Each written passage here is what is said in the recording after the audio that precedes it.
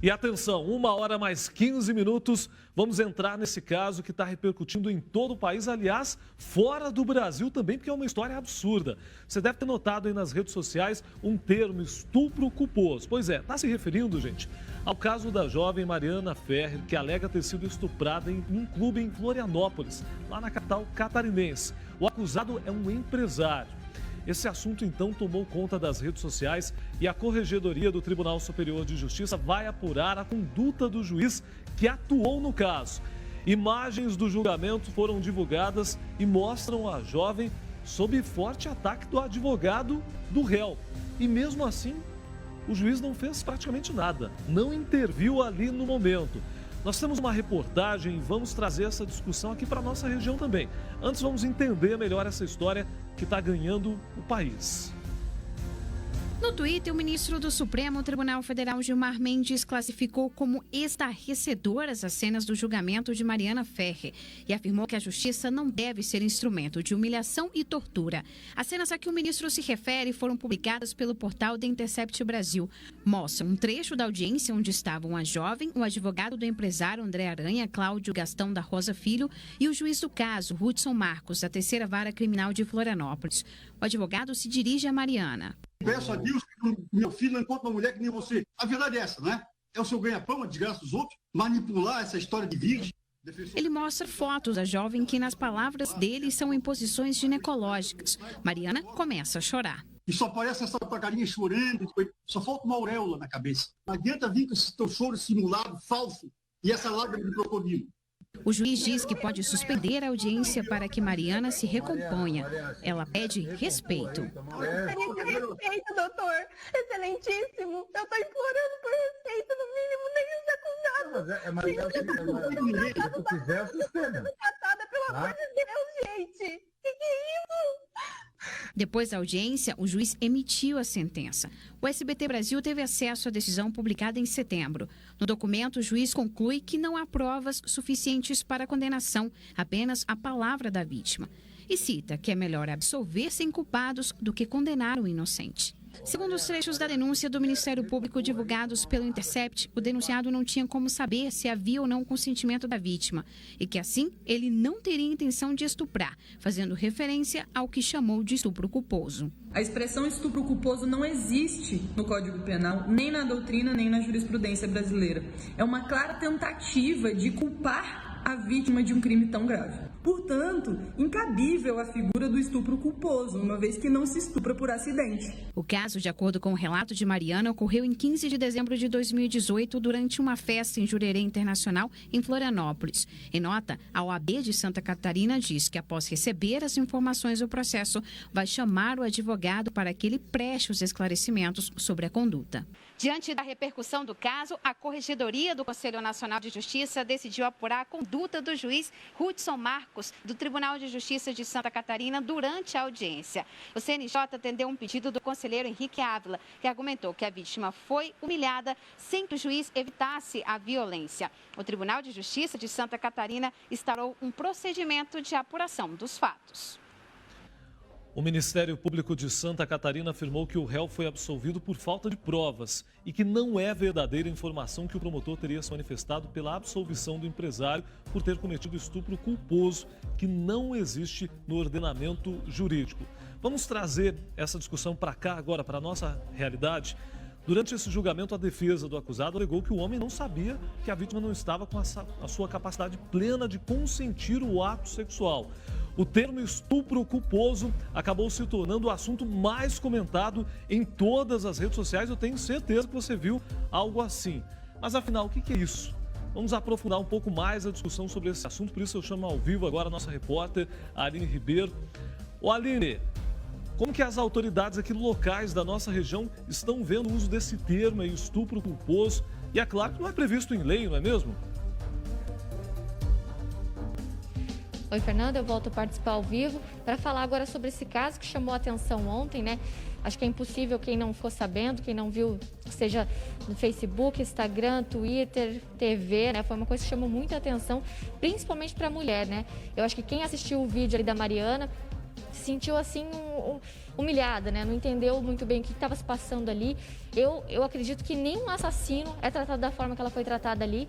Enfim, foi tudo muito absurdo, né? Então a gente está aqui com a presidente da OAB, a Ana Cláudia, e a gente estava comentando aqui um pouquinho antes de entrar ao vivo, né, sobre essa situação, esse estupro culposo, né, essa palavra, esse termo que a gente nunca tinha ouvido falar, e a gente vai falar um pouquinho aqui, no geral, sobre essa sentença, né.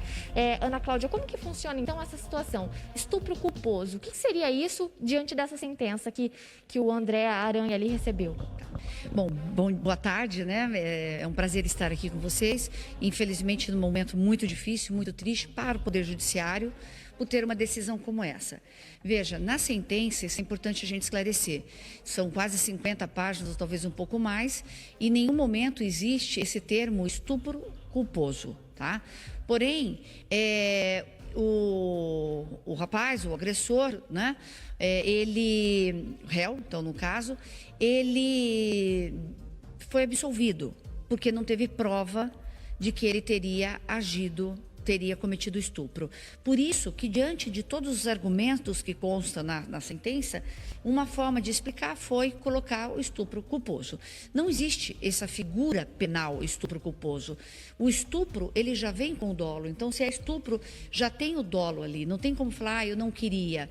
E, mais grave, se a pessoa não estava em condições de responder por si, ela é vulnerável. Consequentemente, é pior ainda, porque eu não consigo me manifestar, eu não consigo agir e eu sou violentada por uma pessoa estando inconsciente. Então, basta isso para a gente caracterizar como crime. Tá? Então, no caso, a gente diz que, para mim, o que mais me choca não é a questão da sentença em si, porque essa sentença ela vai ser revisada. Ela vai para um tribunal que vai analisar todo o processo, se houve a prova, se foi feita de forma adequada, pode voltar para fazer uma nova análise, pode anular essa sentença. Então, o processo ele vai ser revisto em fase de tribunal. O que é grave é a violação dos direitos da mulher. Então, é muito grave o que aconteceu naquela audiência por omissão do promotor, por omissão do juiz e pela conduta inadequada, antiética do advogado. Doutora, só para te interromper aqui para fazer uma pergunta. Como que a senhora vê, então, toda essa situação, né? O vídeo ele foi vazado ali, né?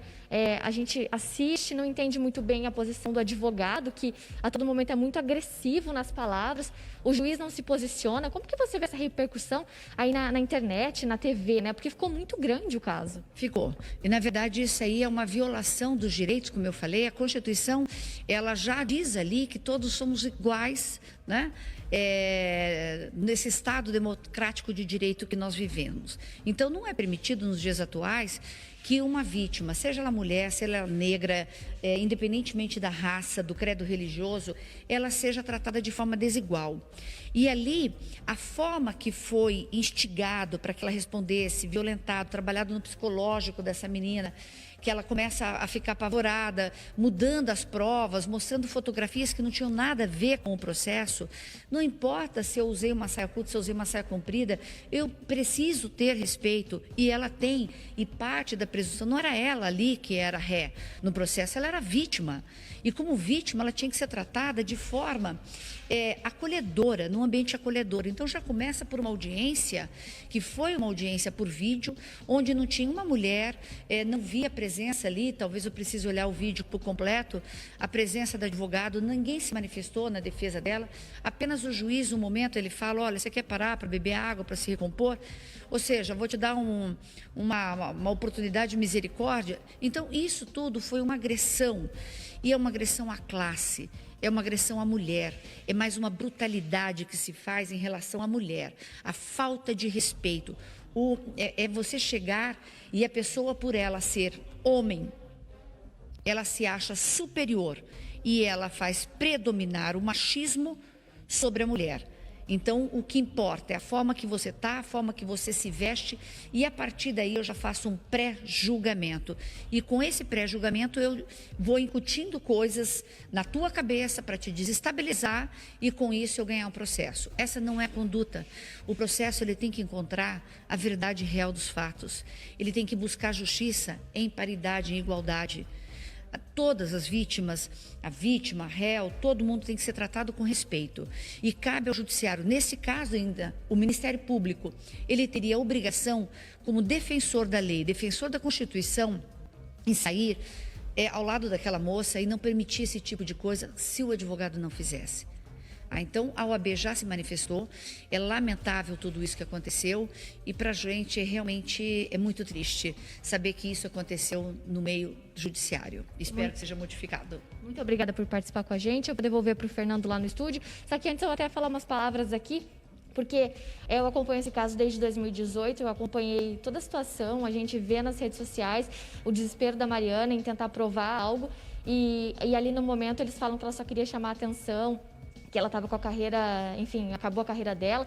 Então, assim, a gente se pega pensando, né? Meu Deus, o que vai acontecer, né? A gente está sujeito a qualquer coisa mesmo. E como mulher, às vezes a gente para e pensa, será que realmente é só denunciar, né? Porque ela denunciou. E fica esse questionamento. Fernando, eu devolvo para você no estúdio. É preciso, Aline Ribeiro, avançar muito no tema e transmita, por favor, aqui os meus parabéns para a presidente da OAB, que foi muito direta, foi firme em repudiar essa situação. Ela não ficou passando panos quentes, não. Foi direto ao ponto, também achando um absurdo tudo isso que aconteceu. Parabéns por esse posicionamento bem firme, inclusive.